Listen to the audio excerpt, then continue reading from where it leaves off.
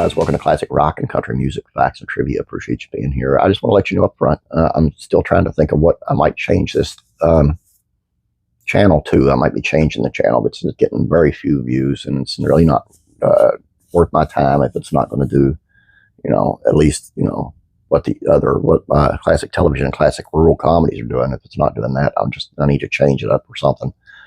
And I am taking,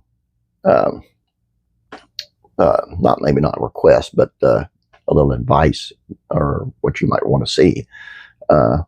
Just leave them in the comments below and we'll work from there. But right now we're going to go with country music. Johnny Cash once refused to record until a janitor at his record label was allowed to sit in on a recording session.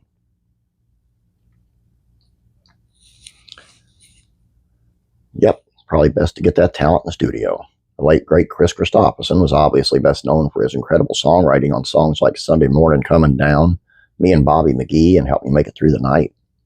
But Kristofferson was one of the most intriguing men in country music. He was a Rhodes Scholar, graduate at Oxford, a captain and a helicopter pilot in the Navy before moving to Nashville to pursue a career in music. And once he got to Music City, he went to great lengths to make his dream a reality, taking a job at a janitor at a record label, even landing a helicopter on Johnny Cash's lawn to deliver some demo tapes and hoped that the Man in Black would record his songs. It worked, by the way. Everybody knows that getting your big break in Nashville isn't easy, even for someone as talented as Kris Kristofferson. You can throw a rock in this town and hit somebody who would easily be a superstar, and often just making the right connections and putting yourself in the right spot can make the difference between becoming a star or having to pack up and head home. For Kristofferson, the right spot was sweeping the floors at Columbia Records. Kristofferson took the job and he moved to Nashville to help pay off debt from his son's medical bills. And as fate would have it, working as a janitor actually gave him the opportunity to get the attention of one of country music's biggest names, Johnny Cash.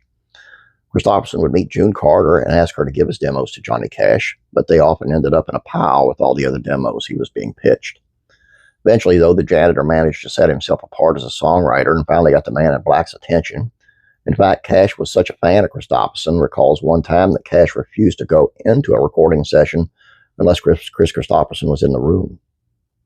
Apparently, some weren't happy with how much Kristofferson was spending time with Cash in the studio and the influence he was having on the Man in Black, so his boss banned him. Almost got fired one time because a couple of songwriters crashed the session and they were trying to pitch him a gospel album. And for some reason, the woman who was the secretary to the producer blamed me for letting them in there and tried to get me fired. And so the next night, my boss came down and said, "I don't think you should go to John's session tonight," which was heartbreaking for me because I lived for those recording sessions, but I understood it. Cash wasn't happy to find out that Kristofferson wouldn't be sitting in on the recording session. I hid down in the vault of the recording studio and was erasing tapes down there or doing some kind of busy work, and John appeared down there in the basement. He said, "I understand you're not coming to the session." I said, "No, I've got a lot of work to do down here. I can't."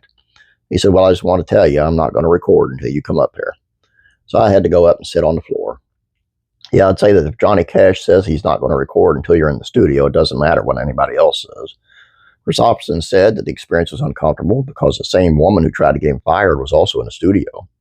And here I was, the janitor, and I'm sitting on the floor, and this woman who's tried to get me fired was watching me the whole session. It was the most uncomfortable I've ever been in my life.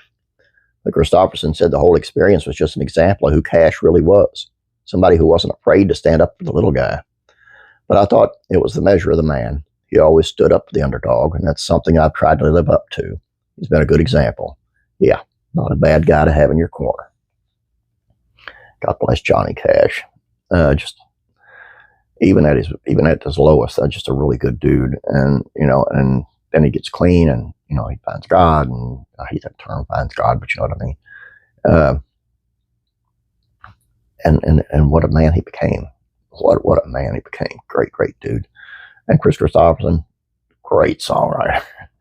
All I got for you guys. Hope you enjoyed this. Please don't forget to leave your opinions or your requests, or what you want to call them, in the comment section of what I might change this channel to.